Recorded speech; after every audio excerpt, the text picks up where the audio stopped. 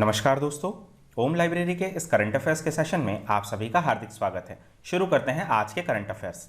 आज के current affairs का सेशन स्टार्ट करें इससे पहले मैं आप सभी को बताना चाहूंगा कि यदि आप हमारे इस वीडियो की पीडीएफ प्राप्त करना चाहते हैं तो आप इसे हमारे फेसबुक पेज एवं टेलीग्राम चैनल से डाउनलोड कर सकते हैं कि हम अपने इस चैनल पर लेकर आते हैं आप सभी के लिए करंट अफेयर्स के सबसे ज्यादा प्रश्न। आइए बढ़ते हैं सबसे पहले कल के प्रश्न की ओर। कल हमारे द्वारा प्रश्न पूछा गया था कि भारत का वन्यजीव संस्थान किस राज्य में स्थित है। इसका सही उत्तर है उत्तराखंड। बढ़ते हैं पहले प्रश्न की ओर। बिहार की निम्न में से किस योजना को G20 सम्मेलन में प्रस्तुतिकरण किया जाएगा। इसका सही उत्तर है जल निश्चय योजना। आइए जानते हैं इसके विषय में।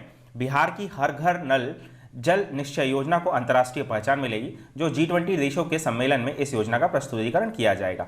भारत सरकार की ओर से इसकी प्रस्तुति सम्मेलन में की जाएगी। G20 सम्मेलन में शामिल देशों का सम्मेलन 21 और 22 नवंबर को सऊदी अरेबिया की राजधानी रियाद में हो रहा है। बढ़ते हैं अगले प्रश्न की ओर। हाल ही में किस देश ने महात्मा गांधी की प्रति को अपने सिक्कों पर चित्रित करने का फैसला लिया है। फ्रांस, ब्रिटेन, नेपाल या चीन। इसका सही उत्तर है ब्रिटेन। आइए जानते हैं इसके विषय में। BAME, जिसे black Asian and minority ethics के लोगों के योगदान को पहुंचाने में बढ़ती रुचि के कारण ब्रिटेन महात्मा गांधी की स्मृति में एक सिक्का बनाने का विचार कर रहा है। ब्रिटेन के वर्तमान वित्त मंत्री ऋषि सुनक ने BAME समुदाय के व्यक्तियों को मान्यता को आगे बढ़ाने के लिए रॉयल मिंट एडवाइजरी कमेटी को एक पत्र जारी किया है। RMAC आदेश का पालन करने के लिए एक कदम आगे बढ़ाते हुए गांधी को याद करने के लिए एक सिक्का लाएगा। बढ़ते हैं अगले प्रश्न की ओर। किस मंत्रालय ने हाल ही में रक्षा उत्पादन और निर्यात संवर्धन नीति 2020 का मसौदा तैयार किया है। रेल मंत्रालय, रक्षा मंत्रालय, शिक्षा मंत्रालय या महिला विकास मंत्रालय। इसका सही उत्तर है रक्षा मंत्रालय। आइए जानते हैं इसके विषय में। हाल ही में आत्मनिर्भर भारत अभियान के तहत रक्षा विनिर्माण के क्षेत्र में देश को स्वावलंबी बनाने के उद्देश्य से रक्षा मंत्रालय ने रक्षा उत्पादन और निर्यात संवर्धन नीति 2020 का मसौदा तैयार किया है, जिसके तहत देश की रक्षा उत्पादन क्षमताओं को प्रोत्साहित करके देश को आत्मनिर्भर बनाना है। बढ़ते हैं अगले प्रश्न की ओर। किस राज्य के उत्तरकाशी वन प्रभाग क्षेत्र में जल्द ही हिम तेंदुआ संरक्षण केंद्र स्थापित करने की घोषणा की गई है। अरुणाचल प्रदेश, उत्तराखंड, ऑस्ट्रेलिया या जापान। इसका सही उत्तर है उत्तराखंड। आइए जानते हैं इसके विषय में। 1 अगस्त 2020 को उत्तराखंड के मुख्यमंत्री त्रिवेंद्र सिंह रावत, वन मंत्री हरक सिंह रावत और वन अधिकारियों के मध्य हुई बैठक में राज्य में हिम तेंदुआ संरक्षण केंद्र की स्थापना करने का निर्णय लिया गया है। हिम तेंदुआ संरक्षण केंद्र की स्थापना उत्तरकाशी की भैरव घाटी में लंका नामक स्थान पर की जाएगी तथा यह देश का पहला हिम तेंदुआ संरक्षण केंद्र होगा। बढ़ते हैं अगले प्रश्न की ओर। देश का पहला हिम तेंदुआ संरक्षण केंद्र उत्तरकाशी की भैरव घाटी में लंका नामक स्थान पर स्थापित किया जाएगा। इस केंद्र की रूपरेखा किस देश के सहयोग से निर्मित की गई है। अमेरिका, जापान, ब्रिटेन या नीदरलैंड। इसका सही उत्तर है नीदरलैंड। आइए जानते हैं इसके विषय में। संरक्षण केंद्र की रूपरेखा नीदरलैंड के विशेषज्ञों की सहायता से 5.30 करोड़ रुपए के बजट के साथ की गई है। विभिन्न शोधों के आधार पर उत्तराखंड में 86 हिम तेंदुओं की पुष्टि की गई है। आइए जानते हैं भैरव घाटी के विषय में। भैरव घाटी जदजानवी गंगा तथा भागीरथी के संगम पर स्थित है। बढ़ते हैं अगले प्रश्न की ओर। केंद्रीय शिक्षा मंत्री रमेश पोखरियाल निशंक ने भारतीय प्रबंध संस्थान सिरमौर धौलाकुआं की आधारशिला किस राज्य में रखी। इसका सही उत्तर है हिमाचल प्रदेश। आप सभी को पता होगा कि सिरमौर हिमाचल प्रदेश में है। जानते हैं इसके विषय में। हिमाचल प्रदेश में केंद्रीय शिक्षा मंत्री रमेश पोखरियाल निशंक ने सिरमौर जिले के धौलाकुआं में भारतीय प्रबंध संस्थान IIM की आधारशिला रखी है। इस संस्थान का पहला चरण 392.51 करोड़ रुपए की राशि खर्च करके पूरा किया जाएगा। 2014 में केंद्र सरकार ने IIM सिरमौर सहित 7 नए IIM स्थापित करने का निर्णय लिया था। बढ़ते हैं अगले प्रश्न की ओर। अमेरिकी राष्ट्रपति ट्रंप ने हाल ही में किस वीजा के नियम में बदलाव किया है। H1B visa, H2B visa, H1C visa या H2C वीजा। इसका सही उत्तर है H1B वीजा। आइए जानते हैं इसके विषय में। अमेरिकी राष्ट्रपति डोनाल्ड ट्रंप ने हाल ही में H1B वीजा के नियमों में बदलाव किया है। जानते हैं H1B वीजा होता क्या है। यह एक गैर अप्रवासी वीजा होता है जो अमेरिकी कंपनियों को विदेशी विशेषज्ञों को नौकरी पर रखने की अनुमति देता है। इस वीजा के तहत किसी कर्मचारी को अमेरिका में 6 साल तक कार्य करने की अनुमति होती है। बढ़ते हैं अगले प्रश्न की ओर। राजस्थान सरकार ने राजस्थान न्यायिक सेवा में अति पिछड़ा वर्ग को कितने प्रतिशत का आरक्षण देने के लिए मंजूरी दी है। 2%, 5%, 9% या 15%। इसका सही उत्तर है 5%। जानते हैं इसके विषय में। राजस्थान सरकार ने राजस्थान न्यायिक सेवा में अति पिछड़ा वर्ग को 1% से बढ़ाकर 5% आरक्षण देने को मंजूरी दे दी है, जिससे राज्य में गुर्जर समेत बंजारा, गडरिया आदि कई अन्य पिछड़ा वर्ग के अभ्यर्थियों को लाभ मिलेगा।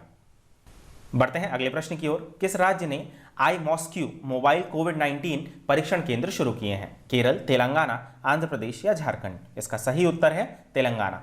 जानते हैं इसके विषय में। तेलंगाना की सरकार ने I mosque intelligence monitoring analysis service quarantine mobile कोविड-19 परीक्षण केंद्र लॉन्च किए हैं। परीक्षण सुविधाओं को विशेष रूप से डिजाइन की गई बसों में समायोजित किया जाएगा, जिसका निर्माण हैदराबाद स्थित वेरा स्मार्ट हेल्थ केयर द्वारा किया गया है। बढ़ते हैं अगले प्रश्न की ओर। एशिया प्रशांत के कार्यकारी बोर्ड के संयुक्त राष्ट्र पर्यावास अध्यक्ष के रूप में किसे चुना गया है? अमेरिका, ईरान, फ्रांस या स्पेन? इसका सही उत्तर है ईरान। आइए जानते हैं इसके विषय में। ईरान को संयुक्त राष्ट्र मानव बस्तियों के कार्यक्रम संयुक्त राष्ट्र पर्यावास द्वारा एशिया प्रशांत के कार्यकारी बोर्ड के अध्यक्ष के रूप में चुना गया है। ईरान बोर्डों की बैठक के संगठन के लिए जिम्मेदार होगा, जो बोर्डों को अपने काम के संचालन में मार्गदर्शन करेगा और पारदर्शी निर्णय लेने में सुविधा प्रदान करेगा। आइए जानते हैं संयुक्त राष्ट्र के बारे में अन्य बातें।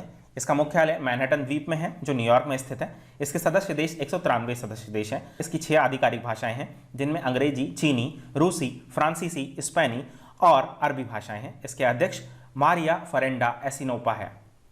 बढ़ते हैं अगले प्रश्न की ओर। पर्यावरण स्थिरता के लिए किस संगठन को फिक्की CSR पुरस्कार से सम्मानित किया गया है? Dalmia Bharat group, graphite India limited, Khaitan and company या CESC लिमिटेड? इसका सही उत्तर है डालमिया भारत समूह। आइए जानते हैं इसके विषय में।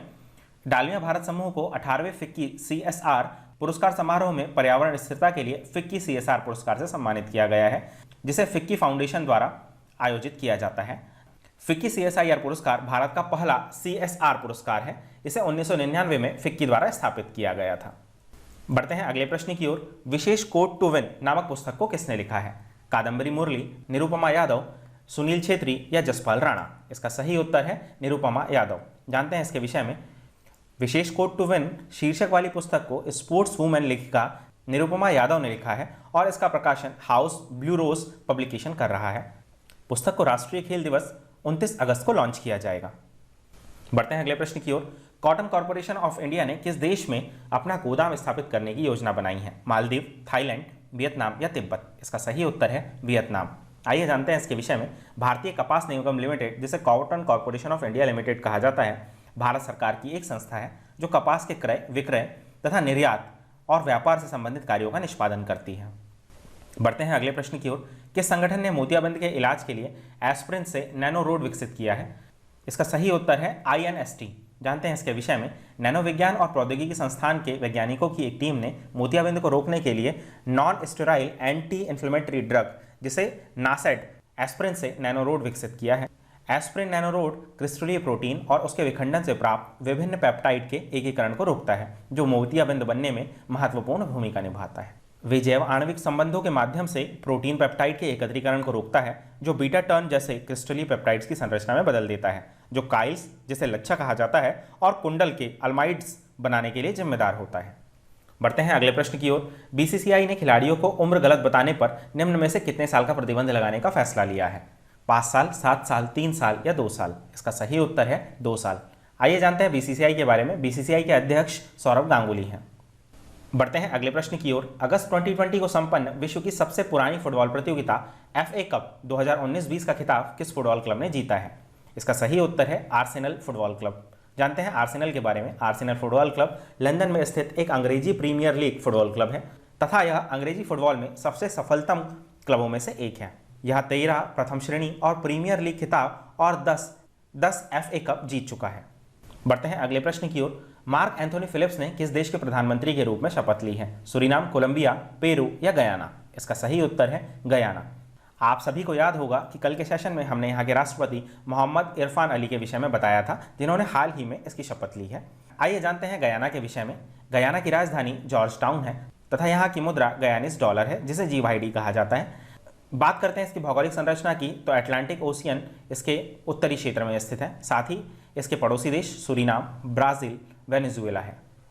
बढ़ते हैं अगले प्रश्न की ओर। प्रख्यात व्यक्तित्व इब्राहिम अलकाजी का निधन हाल ही में हुआ, वह क्या थे? थिएटर कलाकार, राजनीतिज्ञ, स्पोर्ट्समैन या सामाजिक कार्यकर्ता? इसका सही उत्तर है थिएटर कलाकार। जानते हैं इनके विषय में। इब्राहिम अकाजी एक निर्देशक और महान नाटक शिक्षक थे, जिन्होंने गिरीश कर्नाड के तुगलक और धर्मवीर भारती के अंधयुग जैसे नाटकों का मंचन किया है। उन्हें 1966 में पद्मश्री पुरस्कार, 1999 में पद्म भूषण और 2010 में भारत का दूसरा सर्वोच्च नागरिक पुरस्कार पद्म विभूषण से सम्मानित किया गया है। बढ़ते हैं अगले प्रश्न की ओर। शिवाजीराव पाटिल निंगलेकर का हाल ही में निधन हो गया, वे क्या थे? लोक कलाकार, थिएटर कलाकार, राजनीतिज्ञ या सामाजिक कार्यकर्ता? इसका सही उत्तर है राजनीतिज्ञ। आप सभी को याद होगा कि ये महाराष्ट्र के पूर्व मुख्यमंत्री भी रहे हैं। हाल ही में कोविड-19 के चलते इनका निधन हुआ है। बढ़ते हैं अगले प्रश्न की ओर। संयुक्त राष्ट्र और अंतर्राष्ट्रीय परिसंघ द्वारा स्थापित परमवीर चक्र पुरस्कार से किसे सम्मानित किया गया है? इसका सही उत्तर है सुनील यादव SS। दोस्तों, इस प्रकार हमारे आज के करंट अफेयर्स का सेशन समाप्त होता है। आप सभी के लिए आज का प्रश्न, भारतीय संस्कृति संबंध परिषद ICCR का मुख्यालय कहां पर स्थित है? नई दिल्ली, बेंगलोर, कोलकाता, मुंबई? आप सभी को अपने उत्तर कमेंट बॉक्स में देने हैं। आई होप कि आप सभी को हमारा आज का सेशन पसंद आया होगा। यदि आप सभी को हमारा आज का सेशन पसंद आया है तो हमारे इस चैनल को लाइक करें, सब्सक्राइब करें एवं अपने अन्य दोस्तों के साथ शेयर करें। धन्यवाद।